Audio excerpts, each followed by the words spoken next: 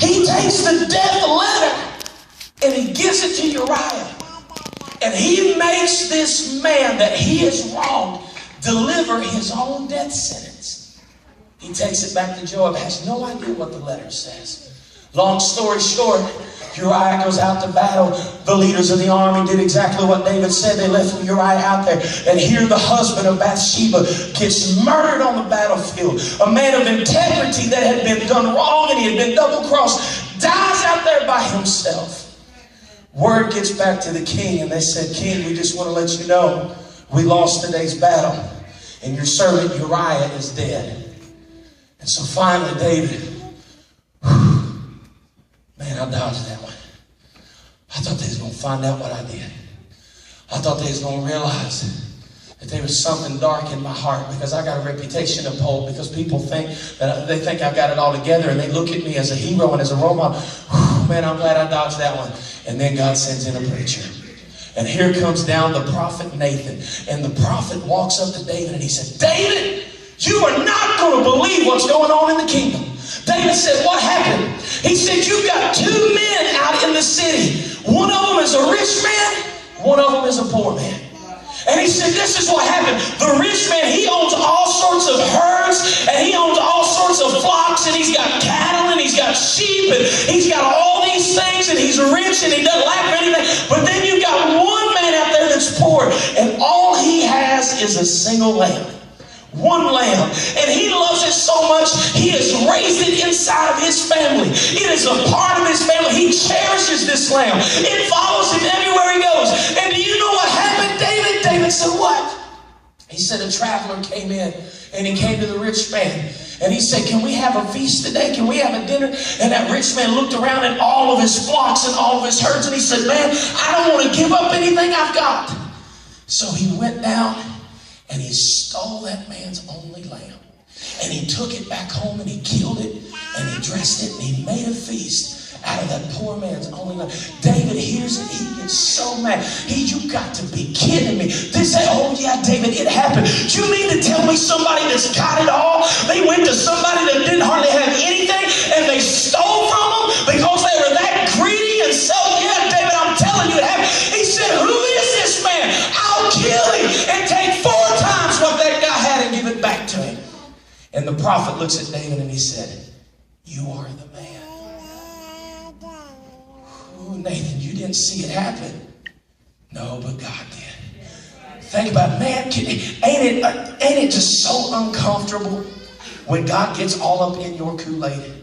Anybody know what I'm talking about? You know how it is when you're driving down the road and somebody cuts you off and you just want to, you know what I'm talking about? You know how it is when you lost your temper and all of a sudden you say something that you know you should have said, and you did something you know you should have did, and then God checks you on it. Anybody ever been there before? I don't know about anybody else in this house, but I'm just going to confess, I struggle with road rage. I have a very short fuse of intolerance with stupid people. I'm just going to go ahead and say it. Get it out there right now. Somebody cuts you off and then they flip you off. Somebody cuts you off and then they look like you crazy.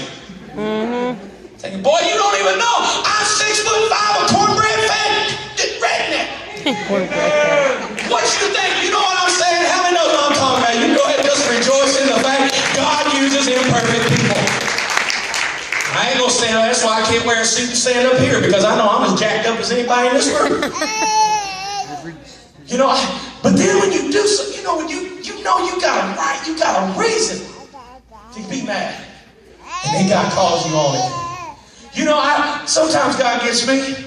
I remember one time, I'm just going to tell on myself, this ain't my message, but I'm going to try to fast forward through this. I remember one time I was at McDonald's, and you know, I don't know why they put 2 lanes in McDonald's drive-thru when they know we're a bunch of impatient people. You know what I'm talking about? Because I will 10 out of 10 times, I'll get that dude that don't understand the rules. This car orders, he goes. This car orders, he gets behind him. You know what I'm talking about? I'll always get that one that don't understand. It's your turn. So I get up there one day, and this was a couple years ago, and this is sad that I'm even telling them, but I'm going to later. I'm in line, and I'm ordering, and I'm in the inside line. You know, the car pulls around while I'm letting them go. Then I'm going to go, and then this jokester cuts me off. And I'm like, dude, don't you understand? I want my sausage biscuit as bad as you want yours. And then you're going to get up to the window and you got it all messed up because they're going to ask you if you had my order, and then I got to wait and they're going to have to ask me because you didn't understand the rules of Mickey D's drive-thru. So I'm saying, man, I'm so mad. I'm just going to tell you, Billy, I was terrible that day. That dude cut me off. I'm like, all right, man, I'm right up on the bumper, man. I'm like, microphone distance from him. I'm like, this dude's gonna know. He gonna go to work, but he gonna know, Cody, I'm mad. He cut me off. My sausage biscuit getting cold. And so, I'm going, and I'm heated, and it's so stupid. But I was so mad.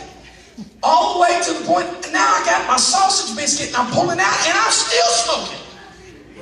I think this dude done ruined my whole day. And so I get out, and I pull out of McDonald's, and I get right there at the red light. And when the dude's right there beside me, I'm about to go 7 Crayola colors of crazy on this guy. But Jesus is telling me to take the wheel. And right when I go to pull out, and I thought about giving him the horn, but I didn't. And right when I go to pull out, the light turns green and a cement truck ran the red light. That close to taking the front of my car off. I slammed the brakes, threw my sausage biscuit in the floor, and I'm like, I don't even know I tried today. But I stopped and my heart's just beating 100 miles an hour, and I'm looking at it, I'm thinking, man, I could have died. And think of what my last thought and action was. Been preaching for 15 years and about went cray-cray on this dude over a sausage biscuit. You know what I'm talking about?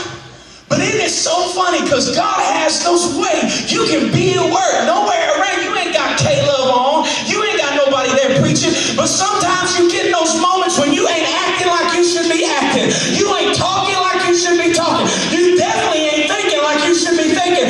And then God reminds you, you got to guard your heart because they stuff going to try to penetrate it. And if you let it get in your heart, it'll kill you. It'll destroy you. You got to watch yourself. You got to guard yourself. You got to protect your heart and not let the devil get a foothold in what God's trying to do in your life. You see, David, he was a worshiper. He was a king. He was a leader. He was a soldier. But he was still susceptible to little things trying to get in your heart. And this is the crazy thing.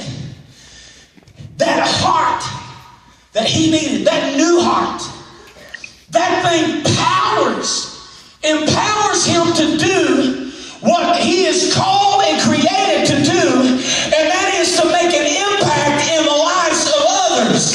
That new heart allows him to save somebody else. That new heart allows him to make a difference. That's why every Sunday when you come into church, you ought to be praying, God, created me a clean heart.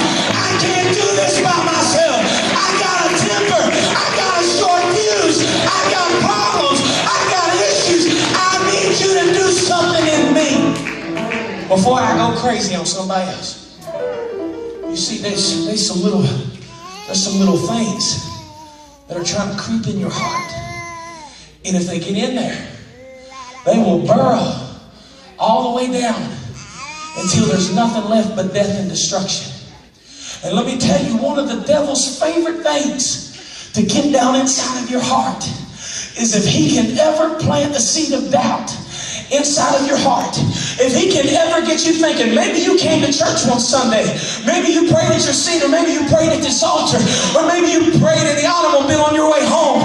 But if you will give the devil the opportunity to say, God